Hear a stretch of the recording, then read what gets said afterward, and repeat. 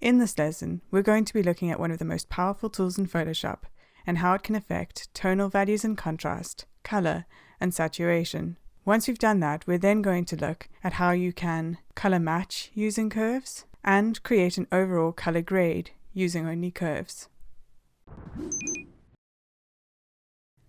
So the first thing to notice about curves is that there is a histogram. If you're unfamiliar with histograms, they're basically a graph of the tonal information within the image. To the very right, you've got your white point, then you've got your highlights, midtones, shadows, and black point.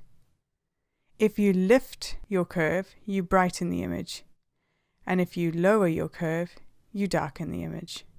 There are 5 main points within a curve. The first is your white point, which is your brightest point, in other words, your highest point to the right. Then you have your highlights, your midtones, your shadows, and your blacks being your lowest point to the left.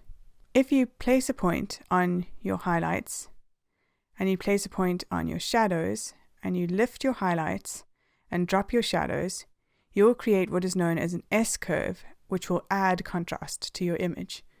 If you do the reverse and you drop your highlights and lift your shadows, you will create a reverse S-curve, which will flatten your image or remove contrast from your image. A useful feature of curves is this On Image button here. If you have that pressed and then you press Control and click on a point within your image, it'll add a point to your curve.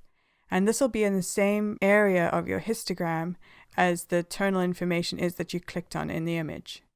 So if I wanted to alter a specific range within my image, let's say I wanted to lift the midtones, I would command and click a midtone. And as you can see, it's in the mid areas of my histogram here. Then I'd select that point on the curve and lift it. There are also 3 buttons on the left here, which are eyedropper tools. The first is your black point tool. Then you've got your gray point tool and your white point. If I wanted to make sure an area of my image was pure white, I could then select this white tool, command and click, and it'll make sure that that area is white. As you can see, it's altered the image quite dramatically to do that. You can also select your gray point by doing the same thing. If I wanted to, for instance, make sure that this area of the eye was neutral gray, I would then command click, and it actually hasn't needed much of an adjustment to do that. You can't really see that. So let me try a different area. If I was to command click there, that's a slightly more noticeable adjustment. And then lastly, the same can be said for the blacks. So if you get the black point eyedropper tool here, and let's say I wanted to make sure that this area of my eyebrow was pure black, then I could command and click there. And as you can see now, it's made that pure black and it's crunched the rest of the blacks to having no detail. Let's move on to color. As you can see, there is an RGB bar here, and that's because curves have red, green, and blue channels. So let's go into the red channel. If you add a point within your red channel and you lift it, you'll be adding red to the image. And then if you lower it, you'll be removing red or adding cyan, which is the opposite of red, to the image. The same can be said for green. If you add a point within your green curve or your green channel within curves and you lift it, you'll be adding green to the image. And if you lower it, you'll be adding magenta or removing green from the image. Then if you go into your blues and you lift your blues, you'll be adding blue to the image. And if you remove blue from the image, you'll be adding yellow, the opposite of blue, to the image. If you have blown highlights within your image and you want to add information to them, blown highlights means that they have gone to pure white and there's no information there. So let's, for instance, use this white point tool to make our highlights in the image. So now if we wanted to add information to these highlights so that they weren't pure white, what we could do is you get a curve and you go within your channels to your white point of each channel. So the blue there, if you pull that down, you're now, as you can see, adding some color information to your white point there, some yellow. And let's add some magenta to our whites. If we add some reds to the white point, and then if we brought this down, the overall down, we've now got some information in our whites, which we could brush in. If we just brush it in at a low flow, we'll now have some information. As you can see, this is just for purposes of this tutorial. We now have some information in the whites. That's specifically useful for printing where you never want to have pure white within an image. No information will be printed onto that section of the image. So there you see, you've now brought some information into your highlights. Then we can do a similar thing with our black point. If we wanted to, for a grading effect, add blues to our blacks, for instance, what you'd do is you'd get the black point within the blue and you would lift it, and that would then have the effect of adding blues to the blacks.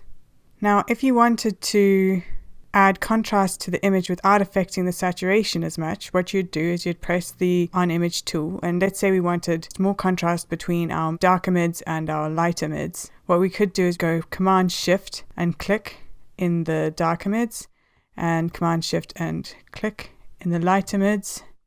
Then you can go into each channel and there'll be a point within each curve in each channel for each of the clicks. So if we add a slight contrast curve to there and do the same in our green channel there and do the same in our blue channel, you can see that it's now added contrast without dramatically affecting the saturation of the image.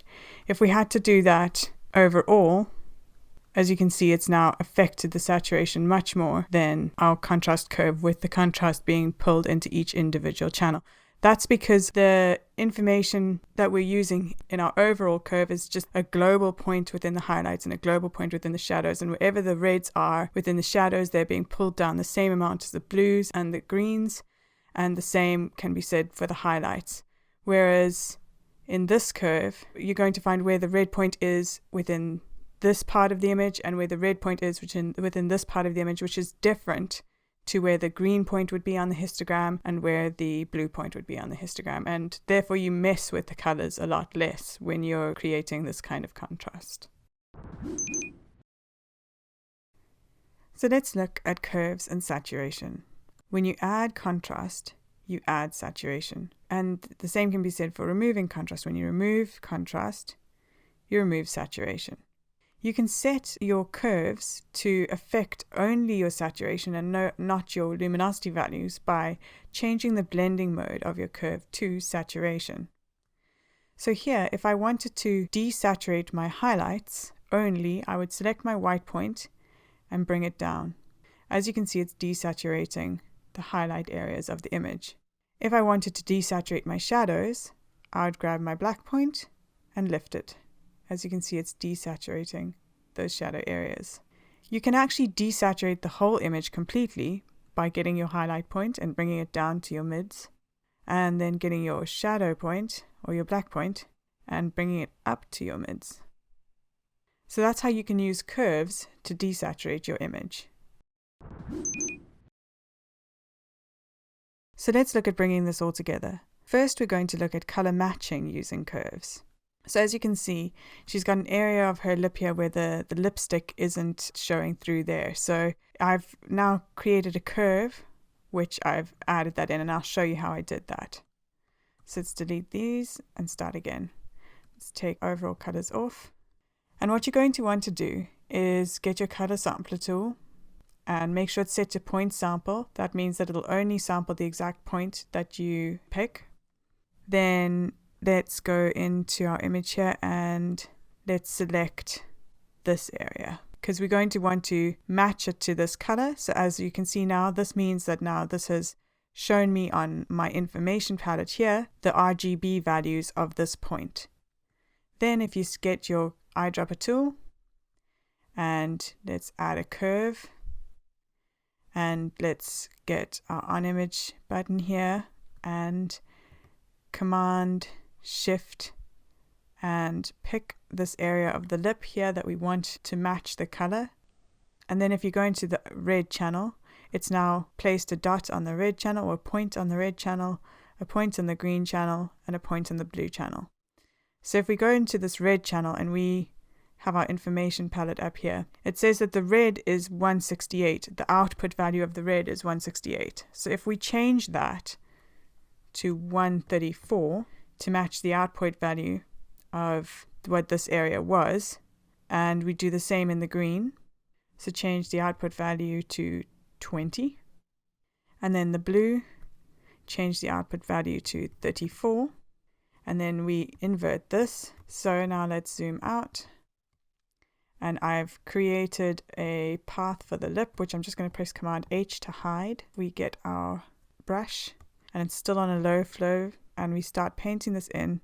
It's now going to match that color because we've made the values the same. I don't have to be too careful because I have got that path hidden, that selection hidden. Then as you can see, this area is still a bit light. So what I'm going to do is I'm going to get another curve and I'm going to clip it and I'm going to darken it slightly. And then again, I'm going to invert it and I'm just going to brush into this area here. Then as you can see, that was done quite quickly, but it's now filled in the lip color. Then let's look at creating an overall color grade with curves. As you can see here, I've got 3 curves, and the one is for contrast. I've lifted my highlights and I've dropped my shadows, and I wanted to get the shadows a little bit darker than they were, so I've dropped the mid between the shadows and the blacks here, the deeper shadows. And then I've got a curve for saturation, and I've lowered the opacity on that, because if you take the opacity all the way up, you can see that it's now a grayscale image. But I lowered that opacity to the point where I liked it, which was about 15. Then I went into the color and I made some adjustments for color as well. The reason I did the saturation first is that it's often difficult to see what you want to do with the color when the saturation is off. So this is obviously too saturated now that I've added the contrast, so it needs to be desaturated. And then I can see what I want to do with color. So in the color, I have got the blues, and I've lifted the blues in the highlight areas and the mid to highlight areas. And I've kept the shadows the same. I didn't want to take any yellow out of the shadows. I wanted to keep them nice and warm. So I just added it to the mid to highlights here.